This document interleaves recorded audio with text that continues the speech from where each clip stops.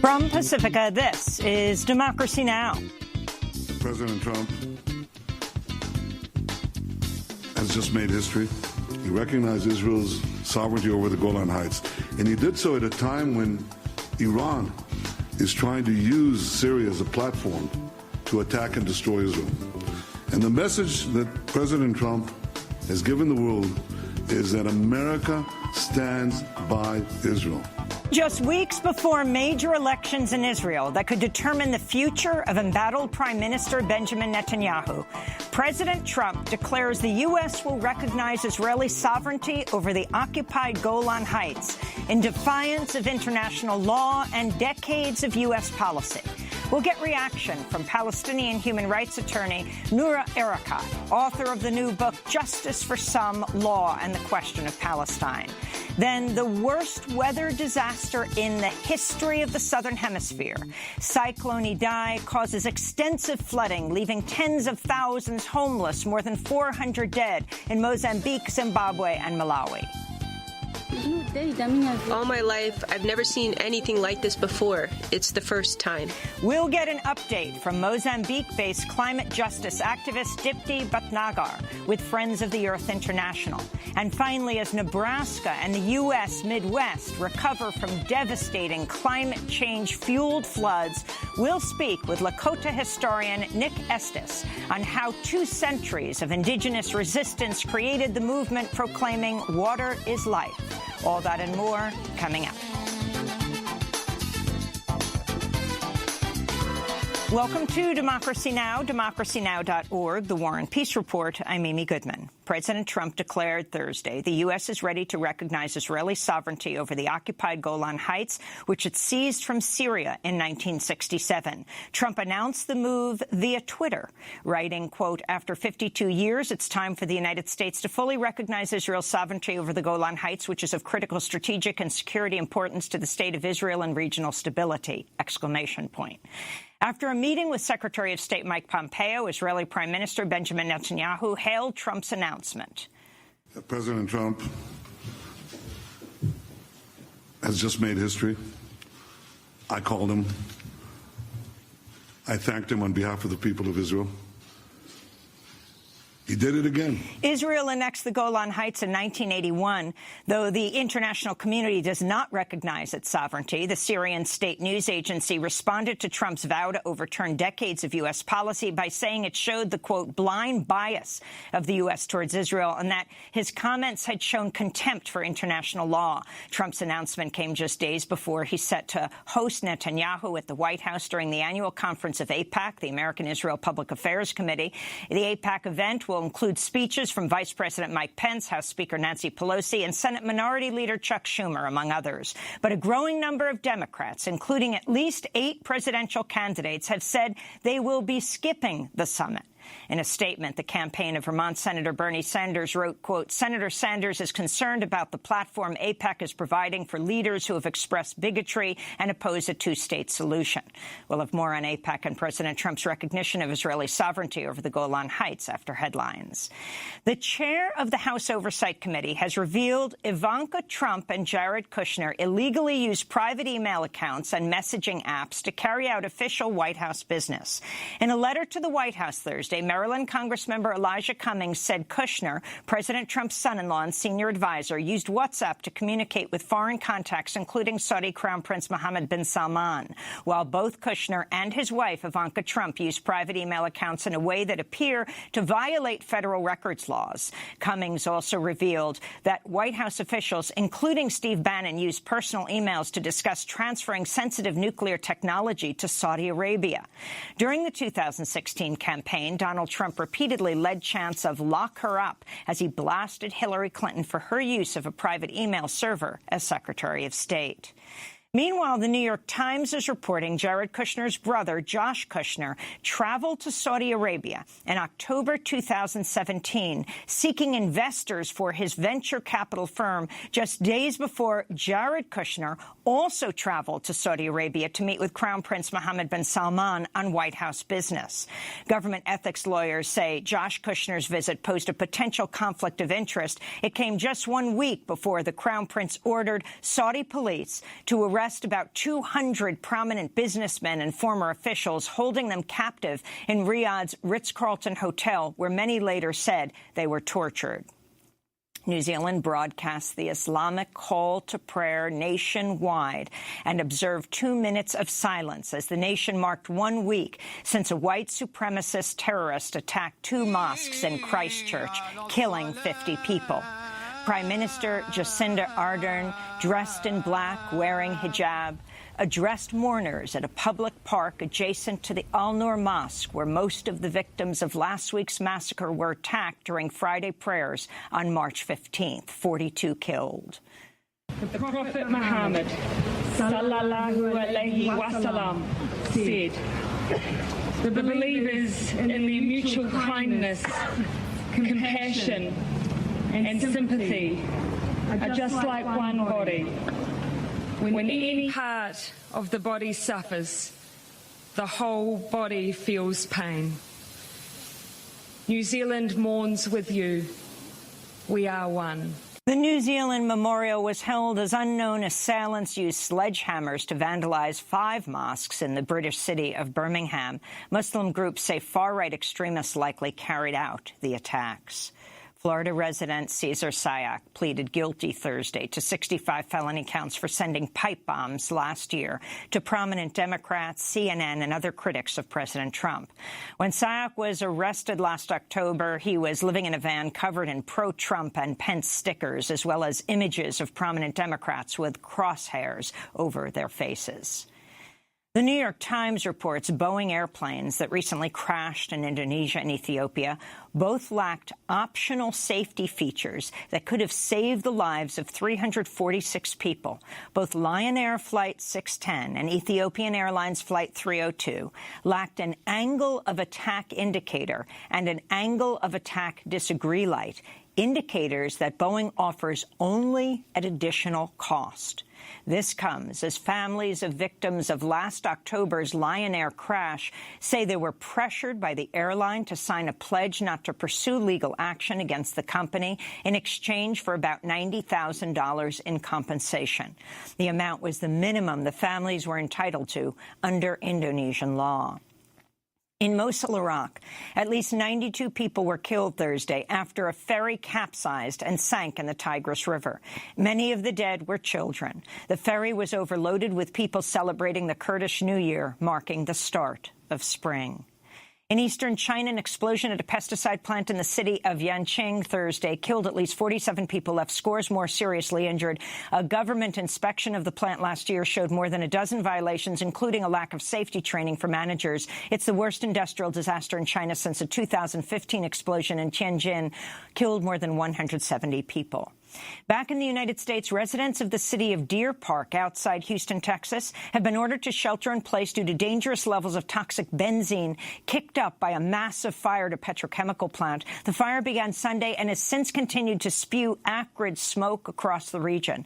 A recently filed federal lawsuit charges the company behind the explosion, Intercontinental Terminals Company, with illegally dumping more than 1 million gallons of hazardous waste into floodwaters during Hurricane Harvey in 2017 in an effort to save money. A new analysis by the Environmental Working Group finds 70% of fresh produce sold across the United States is contaminated with pesticide. Topping the list of contaminated produce are strawberries and spinach, while more than 9 out of 10 samples of kale were found to contain residues of pesticides, with some leaves containing up to 18 different chemical compounds. Facebook admitted Thursday hundreds of millions of users' passwords were stored in a database that was accessible by more than 20,000 employees at the social media giant. The latest privacy breach at Facebook comes as Massachusetts Senator and 2020 presidential hopeful Elizabeth Warren has unveiled a plan to break up tech giants, including Facebook, Google, and Amazon. European Union officials have ordered the United Kingdom a short extension for its plans to leave the European Union. European Council President Donald Tusk said Thursday he'll roll back the deadline for Brexit from March 29th to April 12th, but only if British lawmakers approve a Brexit plan they've already rejected twice.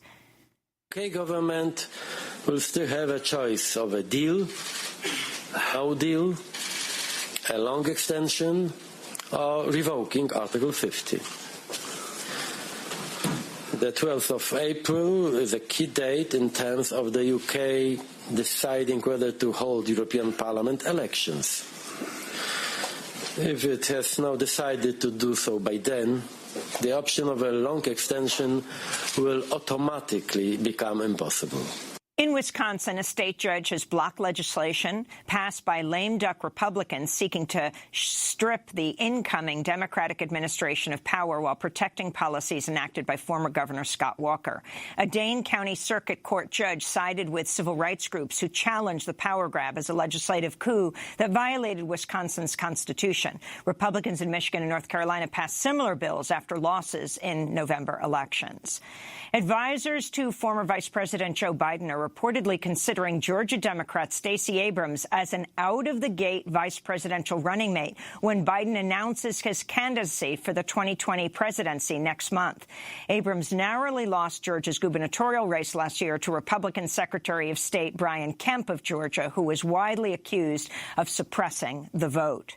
In New York, 6 women have accused billionaire donor Michael Steinhardt of carrying out sexual harassment over the course of decades.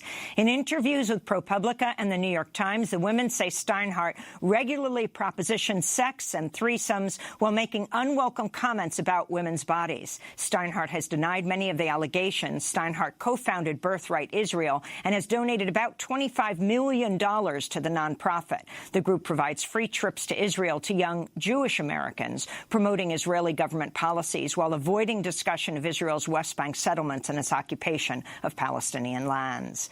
And in Alabama, officials at Holman Prison have cut off water to the cells of 8 prisoners on hunger strike as they protest conditions and solitary confinement. Officials say prisoners will instead be offered bottled water every half hour so they can monitor the prisoners' liquid intake. The prisoners were placed in solitary housing units in February 28th without warning. They say they committed no infraction or violation of prison rules. Instead, they were told in a letter from prison officials, quote, "You will remain in restrictive housing and preventative status for peace and tranquility of the institution." The Southern Poverty Law Center has sued Holman Prison, saying its heavy reliance on solitary confinement violates the Constitution's ban on cruel and unusual punishment. And those are some of the headlines. This is Democracy Now!, democracynow.org, The War and Peace Report. I'm Amy Goodman. Just weeks before major elections in Israel that could determine the future of the embattled Prime Minister Benjamin Netanyahu, President Trump has bowed to his pressure by declaring the U.S. will recognize Israeli sovereignty over the occupied Golan Heights in defiance of international law and decades of U.S. policy.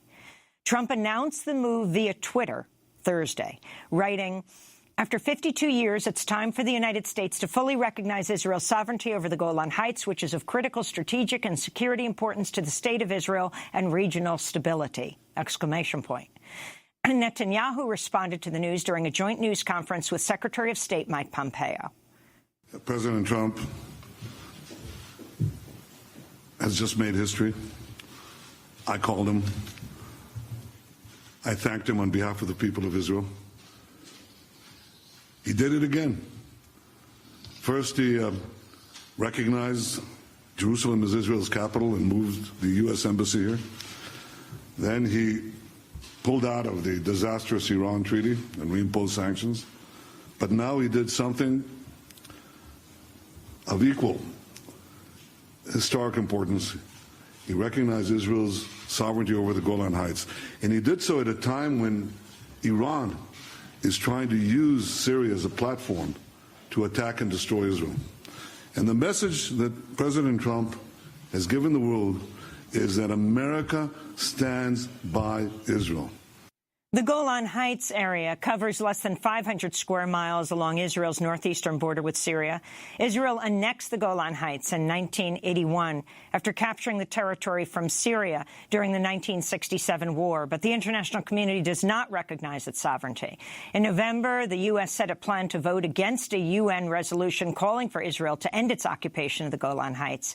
The Syrian state news agency responded to Trump's vow to overturn decades of U.S. policy by saying it showed the, quote, blind sustained bias of the U.S. towards Israel, and that his comments had shown contempt for international law and that they would not change the reality, quote, that the Golan was and will remain Syrian, Arab, unquote.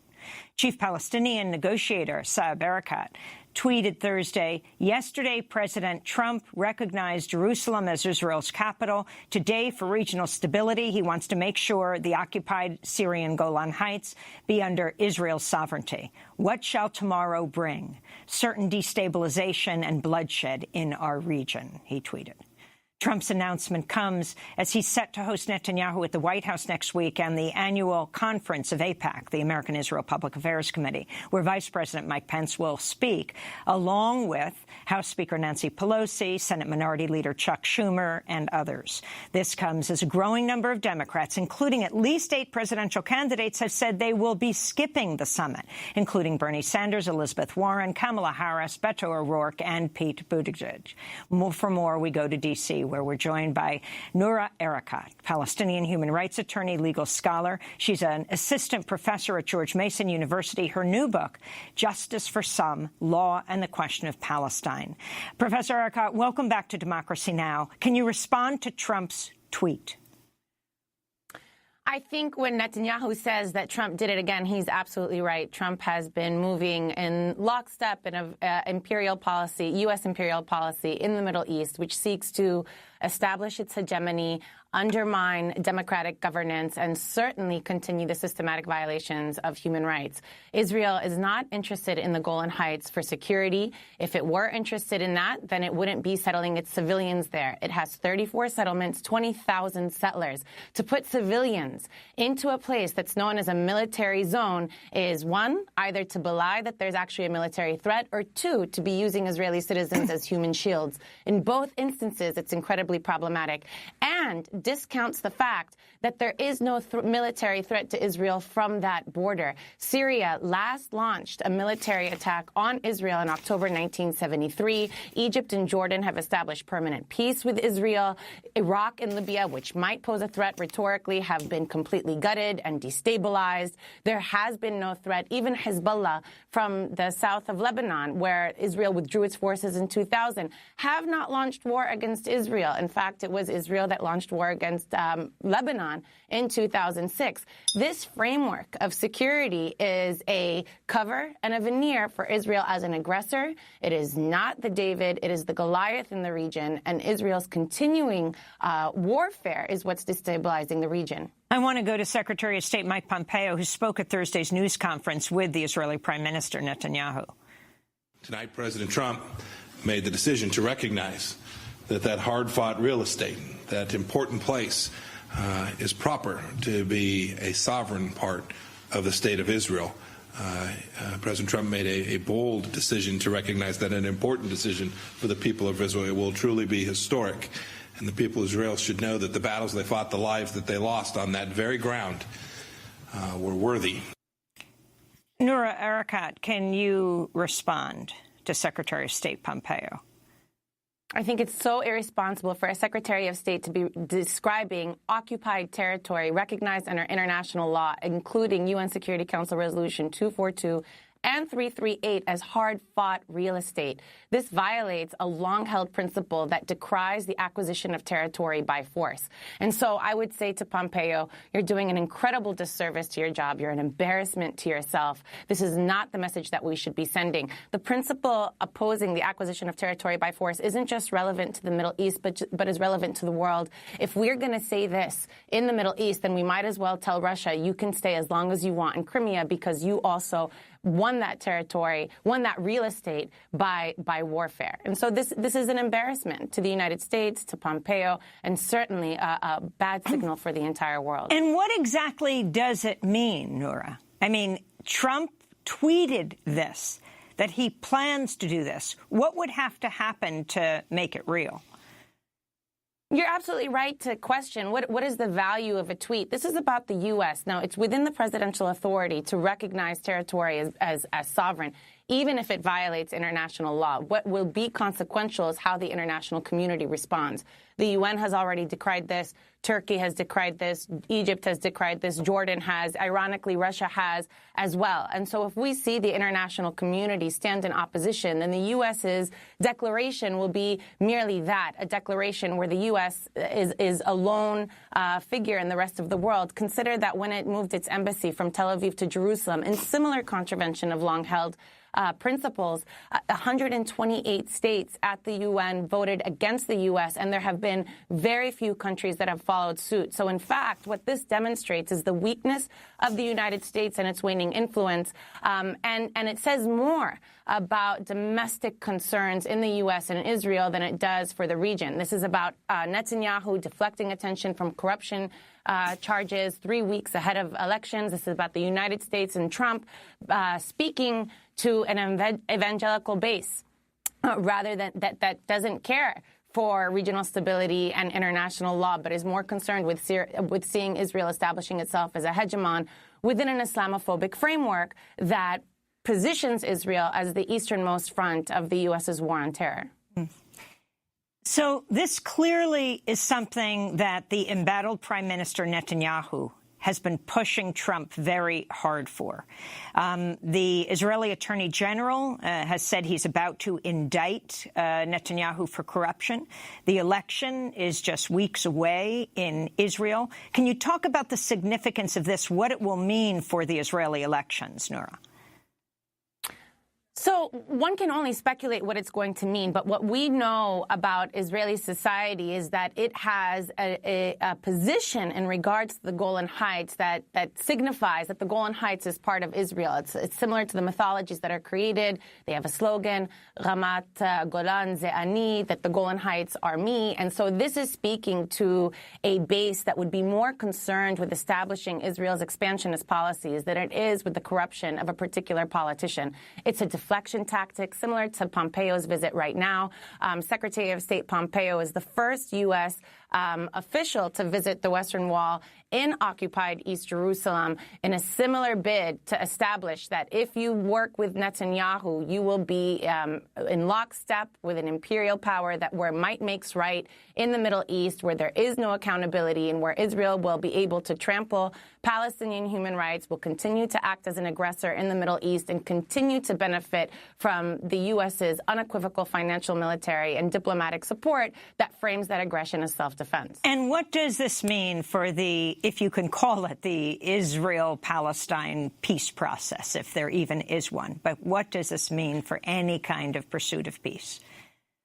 Well, I think if we just pay attention to what Israeli leaders have told us, they don't want peace. They don't want a two-state solution. What they're offering to Palestinians is a situation of permanent subjugation and derivative sovereignty where they don't control Jerusalem, where they can't access their water, where they can't access free movement, where there is no human rights.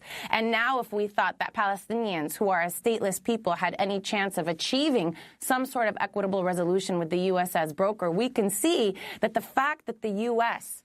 is willing to declare Israel's sovereignty over Syrian territory, which is not, in Palestine, the West Bank and Gaza has been subject to a really silly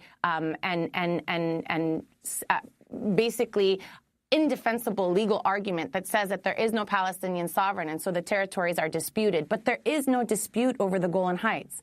That is Syrian sovereign territory. If the U.S. is willing to stand by Israel to declare that sovereign territory as no longer occupied by decree, then what chances do Palestinians have of achieving any kind of equitable resolution for themselves? This just adds more imperative to a grassroots campaign in the form of boycott, divestment, and sanctions, in the form of legal cases, in the form of grassroots movements that are aligning in an anti-racist global movement and a global anti-fascist movement in order to overcome diplomatic intransigence and the fact that their governments do not represent them. This is more fuel to the fire for people's movements, and as we've seen, people do overcome. Earlier this month, Senator Lindsey Graham visited the Golan Heights with Israeli Prime Minister Benjamin Netanyahu and the U.S. Ambassador to Israel, David Friedman. He said he would lobby the Trump administration to recognize the occupied Golan Heights as Israeli territory. There is no construct I can imagine now or any time in the future for the state of Israel to give the Golan up. The Golan is not in dispute. The Golan is in the hands of Israel and will always remain in the hands of Israel. I agree. So, we will be talking to President Trump when I get back about the necessity of recognizing the Golan as part of Israel, that it is inconceivable that Israel could ever give it to anyone, given the threats Israel faces. So Lindsey Graham was standing next to David Friedman, the U.S. ambassador to Israel. Friedman has no diplomatic experience, worked as a bankruptcy lawyer for Donald Trump for 15 years, longtime supporter of illegal Jewish settlements in the occupied West Bank, who's called President Barack Obama an anti-Semite. Friedman also compared liberal American Jews to Nazi collaborators. Noura Erakat. I mean, I think what we see in the Middle East is, you know, we might be saying that the Trump administration doesn't know what it's doing and is actually appointing these ill-qualified officials to represent them. But I think that's precisely the plan. It's a plan of recklessness. It's a plan of might makes right. It's a plan of destroying what they can as they go in order to, one, shrink government in the United States, but also establish U.S. hegemony through military force. What we see between the U.S. and Israel in terms of supporting Israel at all costs is not unique just to Israel, but also in alignment with the U.S.'s policies to other authoritarian regimes in the Middle East, including its relationship to Sisi in Egypt, including the relationship to MBS in Saudi Arabia, as well as the UAE. This is not just about the U.S.'s relationship to Israel. This is about U.S. imperial policy in the Middle East. It's about establishing itself as a hegemon. It's about destabilizing the region. It's about undermining democratic rule. It's about being able to control access to natural resources like gas and petrol. It's about being able to proliferate U.S. military bases in the region that will have access and control to the rest of the world. And we do that under the veneer of liberation and democracy and peacemaking. And so it's really imperative upon a critical audience to understand that endless war in the Middle East cannot possibly be for the sake of stability or democracy, but is actually in pursuit of U.S. national imperial interests. And Noura Erakat, I wanted to ask you about the elections in Israel and a campaign ad. A member of parliament seeking re-election on April 9th is under fire over a campaign advertisement depicting him shooting and killing a Palestinian colleague. In the ad, Oren Hazan, a lawmaker with the ruling Likud party who represents a Jewish-only West Bank settlement, is depicted as a character in the Clint Eastwood film The Good, the Bad, and the Ugly. Hazan's face is superimposed over a character who shoots and kills Jamal Zahalka, a Palestinian citizen of Israel and member of Israel's Knesset. Zahalka has called for police to arrest Hazan over the ad. This comes after another prominent Israeli politician, ex-General Benny Gantz, released a campaign video showing a counter marking a rising death toll of Palestinians superimposed over a video of a funeral. A second campaign ad promised that, if elected, Gantz would bomb Gaza back to the Stone Age. Your response? Yeah, welcome to Israel. Welcome to Palestinian lives of being literally dehumanized, killed, ridiculed, accused, and blamed for their own deaths for the sake of domestic politics, for the sake of international politics, while the rest of the world watches. When Israel massacred 58 Palestinians on May 15th last year, when the embassy was moved, and when Palestinians continued their Gaza Great March of Return, you know what U.S. headlines ran? They said, how dare Hamas ruin and spoil Israeli celebrations? The level of dehumanization that is at play is astounding, absolutely astounding. And it's what should make us support more forcefully brave lawmakers like Congresswoman Ilhan Omar, like Congresswoman Rashida Tlaib, who are actually who have ridden into Congress, on the power of the people who have brought them into Congress, on campaigns that support human rights and a complete anti-racist platform, who are actually calling out the U.S.'s policy for what it is. Now, it should not be surprising that the U.S., which is a settler colony and also maintains a racial caste system, would also frame what Israel is doing as somehow forgivable. But there's something to be said about media that fails to let Israel speak for themselves and take them at face value. Here are campaign ads where they are promoting the murder and the killing and the death of Palestinians, even elected lawmakers, in order to get more votes. Can you imagine how precarious Palestinian life is? And when Zahaka called out Hazan for the ad, Hazan turned around and called him, that literally said, "This is not anti-Arab racism, you terrorist."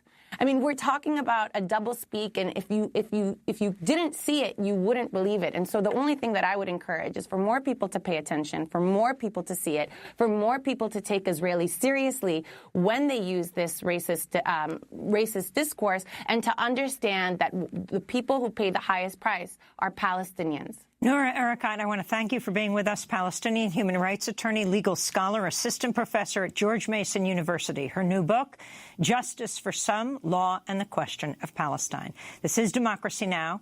Coming up, it has been called the worst weather event in the Southern Hemisphere.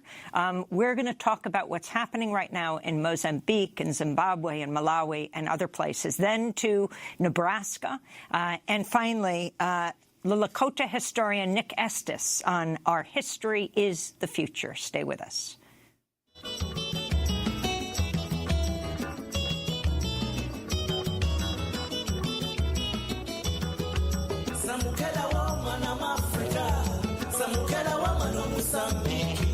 Samukela wo jali Afrika, Samukela wo mwana Afrika, Samukela wo mwana Mozambique, Samukela wo jali Afrika, Samukela.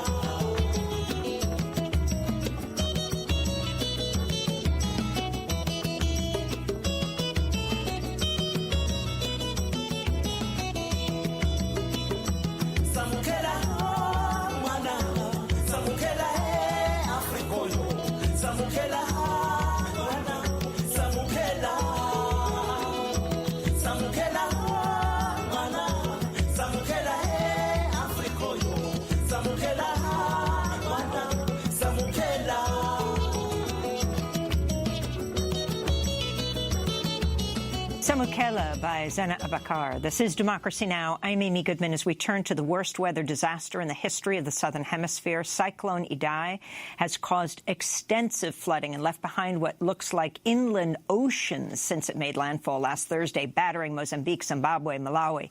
The World Meteorological Organization has called the storm the Southern Hemisphere's worst tropical cyclone on record. Officials say the death toll is over 400. The number is expected to rise. More than 400,000 people could be displaced in Mozambique.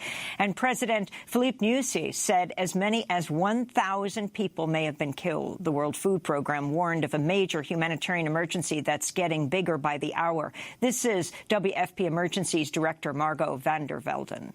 Confronted with severe flooding and cyclone effects, 600,000 people affected, possibly even going up to 1.7 and more million people affected by cyclone and flooding.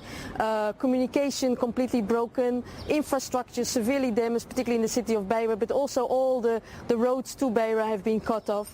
Rescue workers in the flooded city of Beira struggled to reach survivors who clung to trees or pleaded for help from rooftops after 90% of the coastal city, which is home to 500,000 people, was destroyed. This is a survivor of the cyclone in Beira. There is someone up there. There's a big tree over there. This person is sitting on that tree since Friday until today, without food or anything. How are they supposed to live? So I'm going there to help. There are other people needing help there, full of them actually. I already rescued my family, always using this canoe. Cyclone Idai dropped more than 2 feet of rain in parts of southeastern Africa, nearly a year's worth of rain in just a few days. An extreme weather event that climate scientists say is consistent with models of climate change. For more, we are joined by Dipti Bhatnagar by Democracy Now! Video stream. She's usually based in Maputo, Mozambique, where she's climate justice and energy coordinator at Friends of the Earth International, but is joining us from Penang, Malaysia. Welcome back to Democracy Now!, Dipti. Can you explain the extent of the damage? Thanks, Amy. It's really heartbreaking to be away from home at a time like this. But interestingly enough, we've been at a climate justice meeting here in Penang, Malaysia. And back home, our communities, our people are getting battered from all sides by this disaster. So, of course, as you said right now, the cyclone Idai has hit the coast, and then it's gone inland into Zimbabwe and Malawi and affecting hundreds of thousands of people and wiping out 90% of the city of Beira. I live in the south, in the capital in Maputo, and that area has not been hit. But we are in touch with people in Beira, family, friends, family of colleagues who have been hit. And we are still waiting for information from a lot of people that we haven't heard from. And of course, this is a huge disaster to have hit Mozambique. And already about 2 weeks ago, when I was home, we heard of a lot of flooding happening in the Tete province, which is the Zambezi River Basin. So basically, there are two river basins that have been affected by flooding, and people sort of trapped in between. And some of it is related to the cyclone, and some of it is related to rain upstream in the catchment and the dams in Zimbabwe letting go of water, and that's also affected a lot of people. And as you just heard, it's absolutely heartbreaking. I mean, you've had people stuck on rooftops. You've had people stuck without water and food. And a lot of organizations from Mozambique, including mine, which is Justiça Ambiental, meaning environmental justice, from the capital, which is Friends of the Earth Mozambique, has been trying to do whatever we can to support the relief efforts, because the very most urgent thing that's needed right now is to be able to get emergency relief to people who are still could have a chance to survive. Hundreds of thousands have been displaced over the past week because of Cyclone Idai, where residents of affected areas are describing the devastation. I thought we would all be dead. My home collapsed and my daughter had... I was with my children inside our home, talking because it was raining, and then we heard the mountain exploding, and then the water started flowing through the streets and arrived at our house, and we had to run away. Here, we don't have anything to eat here. No food, nothing. It's a problem. At night, we don't eat. We don't even have a blanket to cover ourselves with. We only have the clothes we are wearing. It's hard to die. We want to live, but we suffer. We have been suffering until today. Dipti Bhatnagar, can you talk about the link between climate change and this cyclone? Absolutely, Amy. I think, there always have been cyclones in the Indian Ocean, but the intensity of it is getting much stronger and the breadth of it is getting a lot stronger. So I'm wearing a T-shirt which shows you the map of Mozambique, and of course you see Madagascar, which actually protects Mozambique from these types of events in the Indian Ocean. But as the intensity has increased due to warming oceans and due to the climate crisis, this type of extreme weather event is impacting and hitting with so much more intensity. So we, in Mozambique, we've always known that we are going to be really impacted by climate change. We are a downstream country. We are a very, very flat country, and we have faced floods before, and we knew that this is going to be our fate, that as the oceans warm and as the atmosphere warms, this is going to have direct impacts on our people, and that's what you see happening right now. Kenyan author Shailia Patel called out ExxonMobil over its involvement in Mozambique amidst the climate disaster, writing, ExxonMobil, which is developing giant gas deposits off northern Mozambique, said it would donate $300,000 to relief efforts. ExxonMobil's 2018 quarterly profits $6 billion, $300,000 is less than 7 minutes of their 2018 profits. Author and activist Naomi Klein retweeted Patel's tweet, adding, "Tell Exxon to pay its climate debts starting right now." Dipti Bhatnagar, your response. I absolutely agree with that analysis from Shailja and from Naomi. I mean, Mozambique did not create this climate crisis. Our people have contributed almost nothing to the climate crisis, but this is the irony of the climate crisis, that it affects those who did not do anything to create it, and it affects those the most. So the poorest and the most vulnerable people on the planet are going to be affected the most, and that's what's happening in Mozambique right now. And we really want to call out those who are responsible. So this is about the rich countries, Amy, where you are sitting at the moment, the United States. This is about Europe and Australia and Japan. And for years, your societies have built up, your societies using the fossil fuels. And now we know this is what it's caused in the atmosphere. So we call out the rich countries. Even the UK government has promised some amount of money. But the UK government just a few days ago has approved a new coal mine in their territory. So this is an absolute affront. You know, we need to deal with the climate crisis. We need to stop dirty and harmful energies everywhere. But this is about historical responsibilities. So that needs to happen in the northern countries first, to stop fossil fuels, to stop dirty and harmful energies. And then, as you said, we don't want this in our countries either. So our organization, JA, Justiça Ambiental, is fighting against that exploitation of gas in the very north of Mozambique, right under Tanzania. And it's ExxonMobil that's involved, it's Eni from Italy that's involved, and it's Anadarko, which is another U.S. corporation. And we have been working with a group of allies from all over the world because there is a huge rush for this gas field in Mozambique. And we are going to fight because we don't want dirty energy in our countries either. I mean, 70% of the people of Mozambique don't have access to electricity. And obviously, the situation is going to get much worse after this disaster because of how many power lines have been knocked off and because of how many villages have disappeared. But this is not the way to get energy. We don't have any more space to keep emitting these greenhouse gas emissions and to have this horrible, dirty energy, which is affecting people on the ground. We're pushing for repayment of the climate debt, which means we didn't create the crisis. So those who did, give us the finance to be able to actually deal with this on the ground.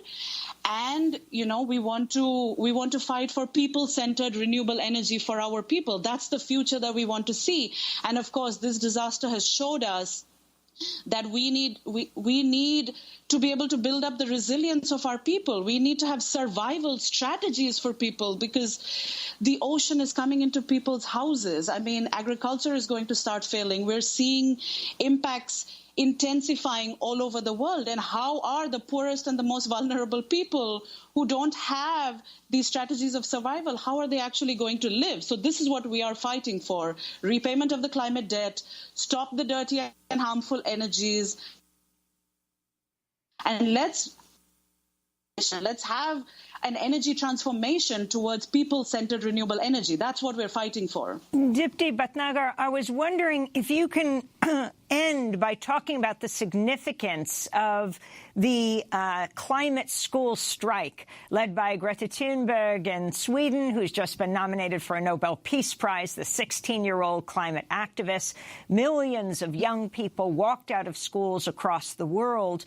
And also what's happening in the United States with this new Congress, the most diverse Congress in U.S. history, with Alexandria Ocasio-Cortez, the New York Congress member, pushing for the Green New Deal. What this looks like from your vantage point in Mozambique and right now in Malaysia, where you're at a climate summit, the same country that's historically the biggest greenhouse gas emitter, and where President Trump has pulled the United States out of the UN climate summit and the Paris Peace Accord. Well, not the summit. They go to push fossil fuels, but the Paris Climate Accord. Absolutely. That's a wonderful question. Actually, we've been meeting with some of the Malaysian activists who organized the strike in the city of Penang last week on Friday. And I think it's wonderful what's happening across the world, initiated from Greta Thunberg in Sweden, who our team from Friends of the Earth were with her, and allies were with her in the Poland UN climate negotiations last December.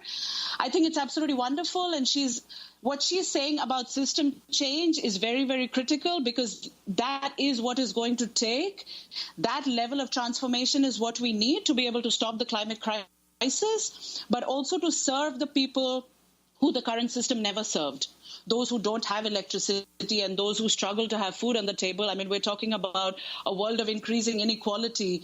So we, as Friends of the Earth Mozambique, as Friends of the Earth International, we are really pushing for this transformational agenda, and I was really happy to see Greta actually talking about it.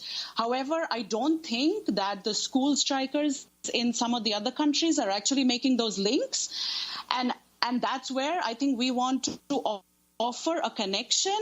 Those of us from the South, from the southern countries, we would love to talk to you. We would love to talk to the school strikers. We would love to talk to those in the parliament in the U.S. who are pushing this Green New Deal to say this is absolutely wonderful what you're doing.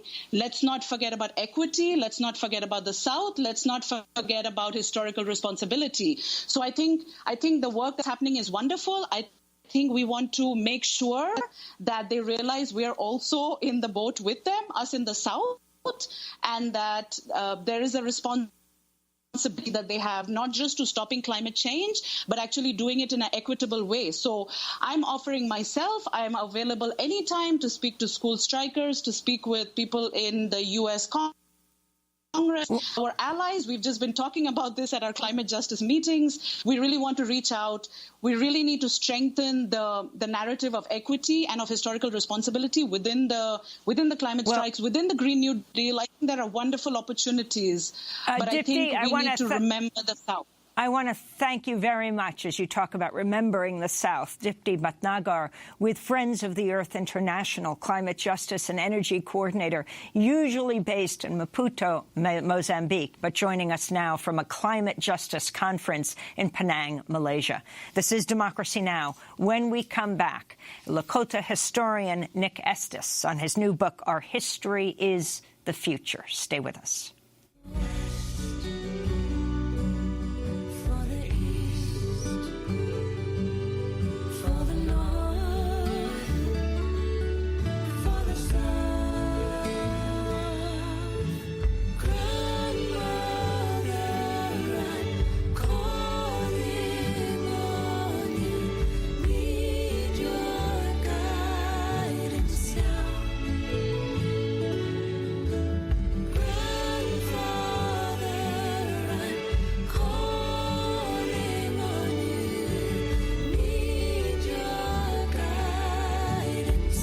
Directions by Juana Rios featuring Nako.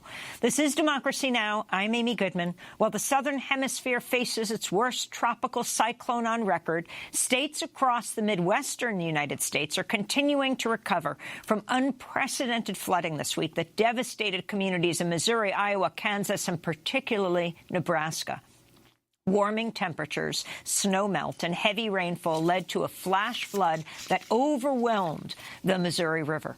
The rising waters breached levees, killing at least 4 people, destroying or damaging thousands of homes.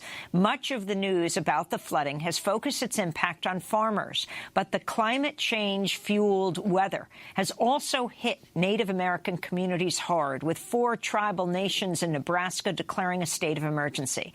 This is Larry Wright, Jr., chair of the Ponca Tribe of Nebraska, speaking last week. Today, I've declared a state of emergency for the Ponca Tribe of Nebraska in our territory as it relates to our homeland in Niobrara, as well as our communities in Norfolk and Sioux City. And we'll continue to monitor the situation as we move forward with the flooding. Scientists warn that more flooding is on the way as a climate change-fueled extreme weather patterns around the planet. Santee Sioux chairman Roger Trudell, whose tribe faced unprecedented flooding in Nebraska, told Earther, quote, "I'm just sorry that our national leaders, the people with the power to do something about it, just put their head in the sand and pretend that there's no such thing as climate change or global warming or anything when it's so evident. They should be ashamed of themselves," he said. For more, we go to Santa Fe, New Mexico, where we're joined by a Lakota historian who says that the history of indigenous resistance can offer a roadmap for collective liberation and a guide to fighting life-threatening climate change. In his new book, Our History is the Future, Nick Estes tracks how 2 centuries of indigenous resistance created the movement at Standing Rock proclaiming water is life. Estes is assistant professor of American Studies at University of New Mexico, co-founder of the indigenous resistance group, the Red Nation. He is a citizen of the Lower Brule Sioux tribe. Professor Estes, welcome to Democracy Now! Can you respond to what's happened in the Midwest from Nebraska on, and particularly talk about the effects on Native Americans? Right. So this history of flooding actually goes back to the 1930s when the Missouri River flooded a lot of towns downriver, and the United States government, under the auspices of the Green Deal, or the New Deal, proposed a series of earthen-rolled dams on the main stem of the river to prevent flooding downriver in places like Kansas that are experiencing flooding right now. And so in places like Lower Brule, where I'm from, they built the Big Bend Dam, and then upriver from there, they built the Oahe Dam to have sort of flood control for downriver states. And so what we're seeing right now is just a continuation of the mismanagement of that river and the flooding that's being caused specifically by the Army Corps of Engineers.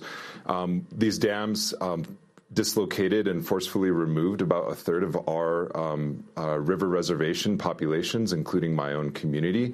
In places like Fort Berthold, about 80% of the tribal population was removed. And so what we're experiencing right now is a continuation of the legacy of the Pick Sloan dams that were built to prevent this kind of disaster. And so in many ways, we have a compounding of issues with the unusual weather cycles, the torrential rain, and then couple that with the fact that the government shut down for 35 days, preventing a lot of tribal communities that are now affected by this flood from getting heating assistance during the winter time. And so it's a combination of things that are work here. And at the end of the day, we have to remember that this, while it is related to climate change in the present, it's also related to the altering of the environment, and specifically the annihilation of the river ecosystem to provide sort of flood control in the first place. Nick Estes, you're talking about the New Deal back in FDR's time. Mm-hmm. You say the Green New Deal really was born out of the standoff at Standing Rock. Explain. So Alexandria Ocasio-Cortez, before she became a congresswoman, she was also a water protector.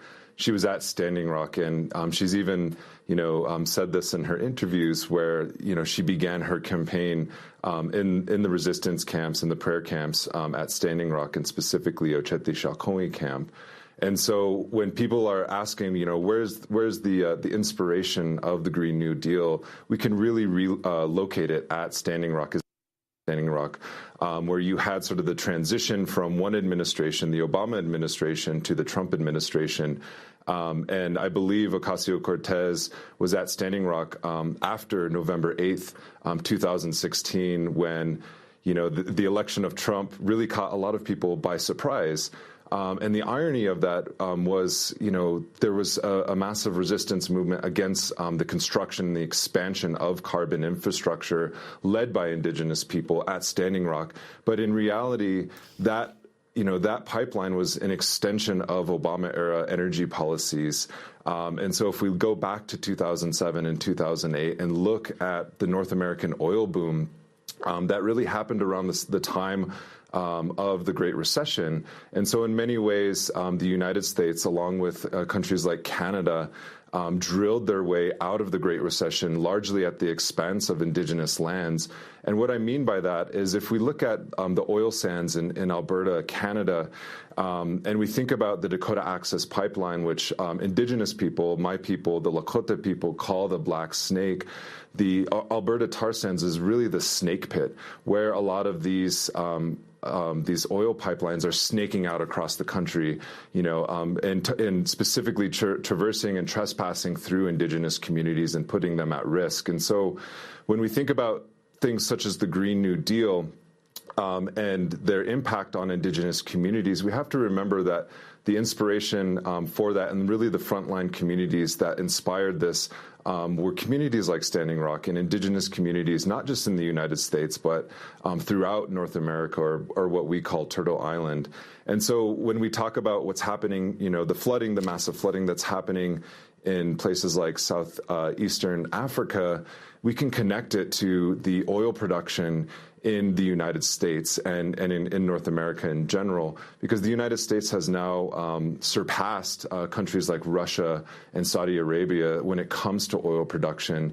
And we can look at places like the Bakken oil region where the Dakota Access Pipeline was originating from as sort of being ground zero for this this new sort of climate deal that needs to take place because it affects indigenous communities first and foremost. Nick, explain your title, Our History is the Future.